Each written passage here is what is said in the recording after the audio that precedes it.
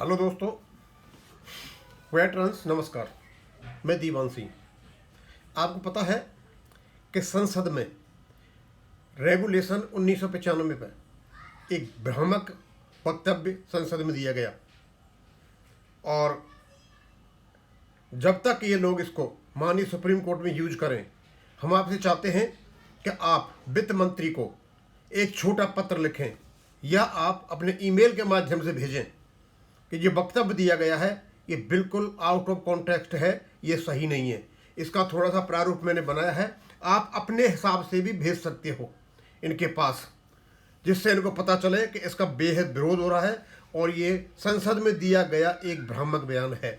मैं इसको पढ़ के बता देता हूँ।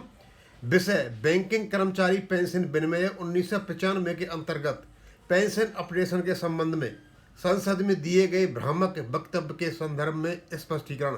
सेवा में माननीय वित्त मंत्री महोदय, भारत सरकार महोदय, मैं आपका ध्यान संसद में दिए गए उस वक्तव्य की ओर आदरपूर्वक आकर्षित करना चाहता हूं, जिसमें यह कहा गया है कि बैंकिंग कर्मचारी पेंशन विनिमय 1995 में पेंशन अपडेशन का कोई प्रावधान नहीं है।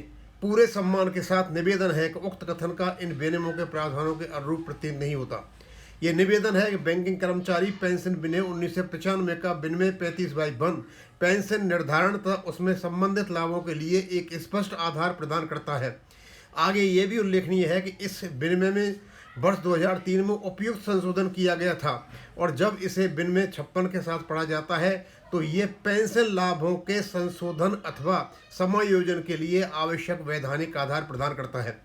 विनिमय 56 साक्ष्य प्राधिकरण को यह अधिकार देता है कि ये विनिमयों के प्रभावी क्रियान्वयन हेतु आवश्यक निर्देश जारी कर सके तथा उत्पन्न होने वाले कठिनाइयों को दूर कर सकें। अतः विनिमय 35/1 और विनिमय 56 का संयुक्त एवं सामंजस्यपूर्ण अध्ययन ये स्पष्ट करता है कि सरकार तथा बैंक पेंशन के उचित संशोधन का अपडेशन के लिए आवश्यक कदम उठा सकते हैं।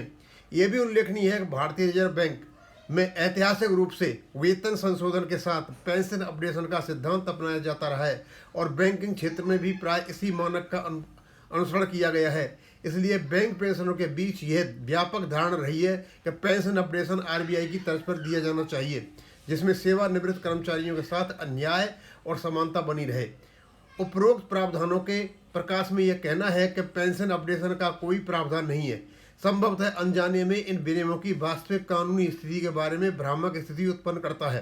अतः आपसे विनम्र अनुरोध है कि इस विषय पर बैंकिंग कर्मचारी पेंशन विनिमय 1995 के विनियम 35/1 वर्ष 2003 के संशोधन तब विनिमय 56 के आलोक में पुनः विचार किया जाए तब यह सही कानूनी स्थिति स्पष्ट करने हेतु उपयुक्त स्पष्टीकरण जारी किया जाए।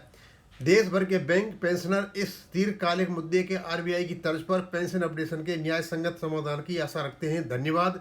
भारतीय दीवान सिंह। और मैंने अपना यहाँ पर एड्रेस लिख दिया। दोस्तों, आप इसे मेल के माध्यम से भी भेज सकते हो और कितना असर होगा कितना नहीं होगा वो मुझे पता नहीं, लेकिन इनको ये पता चलना चाहिए कि आपके दिए गए वक्तव्य का बेहद विरोध हो रहा है। मैंने अपने YouTube पर डाल दिया है। अब क्यों YouTube पर जाते ही ज़्यादा से ज़्यादा लोगों को आप ये प्रेषित करो और हमारे जो बैंकर्स हैं ज़्यादा से ज़्यादा पता चला है कि फैलना चाहिए YouTube पर कि आपने जो वक्तव्य दिया है वो गलत है और किन लोगों के दबाव में आकर किया है, ये भी स्पष्टीकरण करें।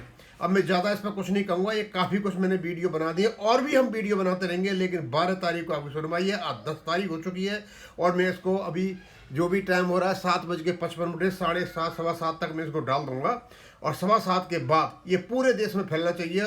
और जो भी आप कर सकते हो अपने हिसाब से वित्त मंत्री को पत्र लिखो, ईमेल आईडी करो, जो कुछ भी करना चाहते हो कीजिए और मुझे बताइए कि इसको किसी भी हालत में इस वक्तव्य को संसद में दिए गए वक्तव्य को सुप्रीम कोर्ट में काम में नहीं लाया जाए। आप तुषार मेहता जी को भी दे सकते हो कि इस प्रकार का वक्तव्य वहाँ पर हुआ, ये गलत है और आप ये चाहो तो माननीय सुप्रीम कोर्ट में भेज सकते हो। थैंक यू, धन्यवाद।